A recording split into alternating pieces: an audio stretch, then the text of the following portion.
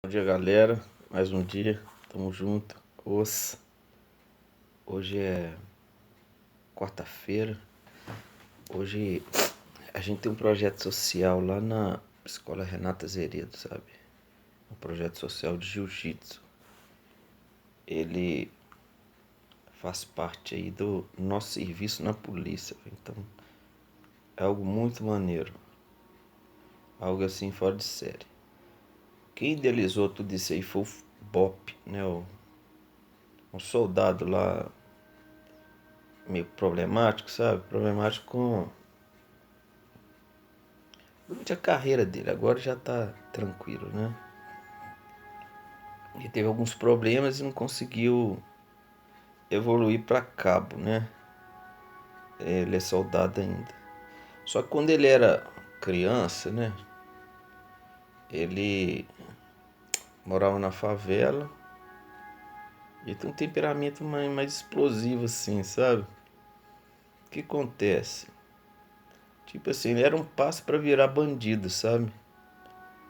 Só que foi conhecer o jiu-jitsu quando ele era criança ainda. Inclusive é até estranho que ele fez Cefet, eu também fiz.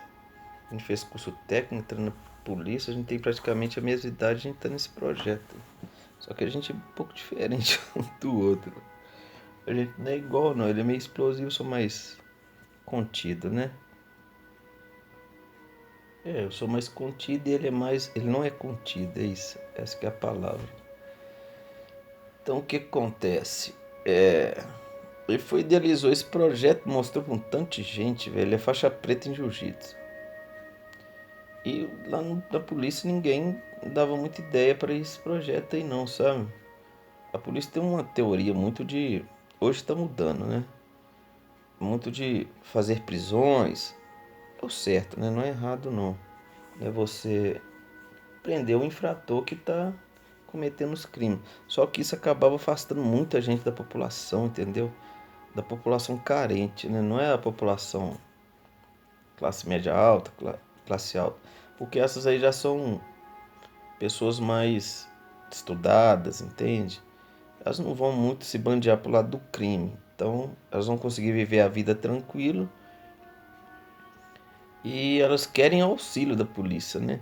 Só que a população de aglomerado, favela, classe baixa, essa não, eles vão procurar maneiras de sobreviver, né, velho? Eu tenho 15 anos que eu trabalho só no aglomerado. Então eu sei do que eu tô falando. E não é aqueles cientistas políticos, não, sabe? Que não viram o que eu vi, porque eu vi todo tipo de coisa. Então, eu tenho propriedade para falar desse assunto. Em relação à classe alta eu não conheço muito bem. Classe média alta também não conheço muito. Eu sou da classe média e conheço só um pouco, né, da classe média. Só que no aglomerado é tudo muito parecido, sabe? O que eles fazem em um fazem em outro. Então, mais ou menos aqui eles vão pegando as culturas, né? Cultural de um, de outro, de um, de outro. Aí o que acontece? Ele foi idealizou esse projeto e tem bastante tempo que ele fica mostrando para todo mundo. Só que teve um major lá bacana, velho, que gostava de projeto social, o Major Yamaguchi. Então tem que agradecer muito a ele aí. Ele é um major rígido pra caramba, velho. Chegou lá botando uma pressão, mas você. No fim eu entendi a ideologia dele, foi boa. Colocou a gente um pouco no eixo, sabe? Porque se você for muito bamba aí o pessoal fica meio desanimado, sabe? Aí tem que ter alguém mais severo ali pra pôr todo mundo no eixo, né? Então ele veio com essa ideologia, ele é mais severo é de cobrar todas as regras certinho, né? Então isso foi bom pra gente. Sentimos um baque no início, que a companhia ali é mais de favela, então ficou a companhia mais light, entendeu? Mas como chegou esse major aí, então senti uma pressão e foi bom, bom demais pra mim. Nunca tinha passado por essa experiência. Aí e ele aceitou, velho, o projeto. Ele aceitou e gostou, velho, da ideia. Então, eu como eu eu era religioso, né? Eu queria muito ajudar as pessoas, sabe? Tinha essa ideia na cabeça, né? E eu acabava que muitas vezes eu falava da Bíblia pro pessoal que a gente prendia, às vezes uma abordada, então até eles me conheceram um tempo lá como pastor, né? Pastorzinho, pastor. Só que essa fase já passou, porque eu vi que não dava muito certo você falar para uma pessoa que não quer ouvir, entendeu? Às vezes, né, um ou outro você conseguia levar alguma coisinha, mas eles estavam ali querendo outras coisas, né? Então, quando a pessoa não quer, ela não quer mesmo. Não adianta você tentar falar, né? Igual eles falam, palavras aos ventos, pérolas aos porcos, esse tipo de coisa, né? Só que eles não iam atacar a polícia, porque a gente é autoridade. Então até parei com esse meio de ajudar, né? Que de vez em quando eu vejo que alguém que a gente ou prende ou aborda e vê que está necessitado de uma palavra, a gente manda, sabe? Mas aí tem que perceber a necessidade, né? Às vezes é difícil, mas a gente vai ali conseguindo, né? Então eu engajei com ele nesse projeto, né? E eu era de uma teoria diferente, viu, gente? Meu negócio era só prisão, só prender. E prendia muito, eu gastava todas as minhas energias na prisão. Eu chegava em casa e calculava o que eu tinha que fazer. Quando eu trabalhava em Birité, tinha bandido que desistiu de ser bandido por minha causa, porque eu não dava mole. Tudo que eu faço com muita intensidade, sabe? Então eu chegava em casa, eu fazia trajeto, eu fazia plano, eu inventava estratégia e fiz muitas prisões. Minha ficha lá na polícia tem muitos elogios. São poucos, não. Eu só estou contando essa história para o pessoal entender que o projeto social nunca foi minha vida, não. Minha vida era diferente. Prisão atrás de prisão. Inclusive no próprio Morro Alto, quando eu cheguei lá, que eu trabalho no Morro Alto, eu. Nossa guarnição prendeu mais de 50 armas num ano. Tipo assim, foi um recorde, velho. Era eu, Sargento Tebet e Cabo Mar. Então nós prendemos muita coisa. É claro que Deus honrou a gente em todas as situações, né? Mas a gente tava lá trabalhando, né? Se esforçando. Então aí eu contei minha etapa de prisão e eu sei o que é prender, entendeu? Não sou um cara que começou na área de projeto social sem prender, sem saber o que é prender. Eu trabalhei 15 anos na rua prendendo. Eu fui do velado, eu troquei tiro. Infelizmente, né? Um amigo nosso morreu. Foi na época que eu tava muito doidão, sabe? Tava muita disposição e nessa época eu parei, né, um pouco, porque eu não tava preparado para um amigo meu morrer. Às vezes eu tava preparado para eu mesmo morrer, mas um amigo não. Aí na hora que ele morreu ali, eu dei aquele baco, pensei assim, nossa, que droga, velho. Tipo assim, eu não tive forças para que ele não morresse, entendeu? Aí isso me deu um paradigma, tipo um nó na mente. Eu sempre ia na frente, velho, nas excursões. Eu não era casado, não tinha filho, então eu achava que eu tinha que ir na frente. Se morresse, tinha que ser eu. Eu tinha essa ideologia, né? Inclusive o dia lá eu tava na frente, velho. Só que ele acabou passando na minha frente lá e aconteceu o que tinha que acontecer, né? Aí desde esse dia minha mente entrou em parafuso e eu fui pra igreja, sabe? Fiquei malzaço. Eu lembro que eu fiquei um dia sem dormir, velho. Tipo catatônico. Foi um baque pra mim. Eu tava preparado pra morrer, mas não meu amigo morrer, entende? E eu me senti um pouco culpado disso aí, sabe? Porque eu que era o doidão e ele era o bonzinho, velho. Tipo assim, ele nunca iria fazer aquela doideira que a gente fez. Ele é mais tranquilo. Mas já passou e Deus sabe todas as coisas. Eu confio nele, né? Então, aí eu virei evangélico nessa época, sabe? Tava meio perdidão, né? E fui procurar forças na igreja, né? E realmente a igreja me deu muitas forças, alguns conhecimentos.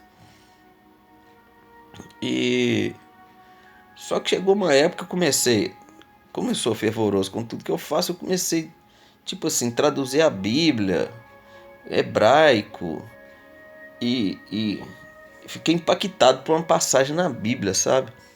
Que é Atos dos Apóstolos, capítulo 2, que eles falam sobre a igreja. Aí eu olhava aquilo ali, olhava a igreja e falava assim, ué, mas o que está acontecendo? Não tá igual aqui não. Aí eu perguntava e ninguém falava nada. Aí eu comecei a achar que eu tinha que fazer uma revolução dentro da igreja, porque eu achava, eu entendi que estava tudo errado. Eu falava, ué, não está tudo errado aqui, então tem que fazer uma revolução, né? Porque se estava escrito lá que todo mundo tinha tudo igual, eu queria que aqui todo mundo tivesse tudo igual, entendeu? É meio inocência minha, sabe? Mas eu queria isso aí. A minha entrega para Deus foi estranha, viu? Aí eu começava a ir na escola bíblica, debater, e comecei a ser uma pessoa. Para as pessoas ali que estavam no banco, eu acho que eu era legal. Mas para quem estava no comando ali, não, acho que não estava sendo muito legal, não, sabe? Porque eu estava de encontro a tudo que eles estavam falando, a muitas coisas, sabe? Aí eu fui indo com essas ideias minhas aí, sem medo de nada, inocente, né, não sabendo o que eu estava fazendo. E foi quando eu comecei a ver umas coisas esquisitas na igreja, sabe? E aquilo foi me decepcionando. Primeiro eu vi o que era uma igreja real, aí tudo que eles falavam lá na igreja eu acreditava no meu coração, sabe? Quando eu tinha uma pregação, eles falavam assim, você tem que mudar. Aí eu falava assim, não, eu tenho que mudar. Tem alguma coisa errada em mim. Eu não ouvia aquilo da boca pra fora. Eu me esforçava ao máximo, velho. Aí eu tentei ser um marido melhor, um pai melhor. Tentei dar meu máximo de tudo. Aí eu queria dividir minhas coisas. Na época eu fiquei muito doido. Minha esposa ficou com muita raiva disso. Aí, velho, eu queria conversar com Deus, sabe? Eu queria ouvir a voz de Deus, né? Aí todo mundo falava, conversava, eu falava, poxa, eu quero conversar com Deus também. E comecei a tentar conversar com Deus, né? Tentar ouvir a voz dele, e aquela confusão toda. Eu via a Bíblia, eles falavam uma coisa, na igreja eles faziam outra, todo mundo falava, conversava com Deus, e eu todo perdido, inocente ali. Eu me considerava inocente nesse quesito. Na polícia eu não sou inocente, tem 15 anos que eu trabalho lá. Mas nesse quesito espiritual eu me sentia totalmente inocente, porque eu não sabia de nada, né? Fala a verdade, nem a Bíblia eu sabia direito. Eu acreditei em Deus, entende? E Deus para mim era aquilo que eu estava mostrando. Até o momento que eu comecei a estudar, velho. Eu estudei muito, velho. Muito. Procurei entender, compreender tudo. Com o máximo que eu tinha, né? Porque tem um amigo meu, Bob, fala que eu entendo tudo errado. Aí sei lá, né? Eu tentei entender do jeito que eu compreendia, né? Depois eu percebi que cada um entende Deus da forma que a pessoa é, no interior dela, entende? Quer dizer que as outras estão erradas, elas estão vendo aquilo que tem dentro delas. Aí às vezes elas querem apagar uma a outra. Mas dessa fase, graças a Deus, eu acho que eu já passei. Eu tentei apagar os outros também. Então eu fui nesse combate aí. Na verdade, eu estava combatendo com o chefe da igreja. E eu não entendi, velho, não percebia isso. Eles queriam fazer, às vezes, membros para a igreja. E eu queria fazer uma família, entendeu? Eu queria envolver com as pessoas, amar as pessoas, ser irmão delas, entende? Eles queriam ali membros, pessoas frequentando e obedientes. Eu não estava nem aí para obediência, eu só queria relacionar com as pessoas. Então eu ia até na célula, eu gostava demais. A coisa mais legal era a célula. Aí a célula ia só 5 pessoas e ia um pastor lá e falava assim: não está evoluindo. Aí eu olhava e falava assim: mas eu tô achando tão legal, velho. Questionava várias vezes. Não, que isso aqui é um clube social. Falei assim: não, eu tô montando uma família que eu nem tinha aqui, velho. Inclusive até lembro do pessoal. Tem saudade deles, mas eu fui convidado a sair da igreja, né? quando eu comecei a expor todas essas ideias aí, né? Então é isso. Aí um dia o pastor me chamou para conversar e perguntou quem é que estava mandando eu falar aquelas coisas lá no curso, na escola dominical, porque eu gostava muito de escola dominical, sabe? Pra mim era a coisa mais legal que tinha, porque você tinha o direito de falar, eu gosto de falar, né? Expor meus pensamentos. Eu falei assim, homem, eu acho que é Deus, é. Aí, tal, aí, na verdade, Deus começou a falar comigo da maneira que a gente fala, né? Não é muito de voz esses trem não, viu, gente? Da maneira nossa ali, né? Eu acho que é a maneira que ele entendeu que eu ouvi, isso que eu sou meio desatento, né? Eu acho, meio lerdinho, né? Mas eu tô melhorando, velho. Tô evoluindo pra caramba. Aí eu fui. Um dia Deus me cobrou que eu tinha que pegar meu dízimo e dar para pessoas que precisavam. Aí eu falei assim, pô, que legal, velho. Inclusive está na Bíblia, né?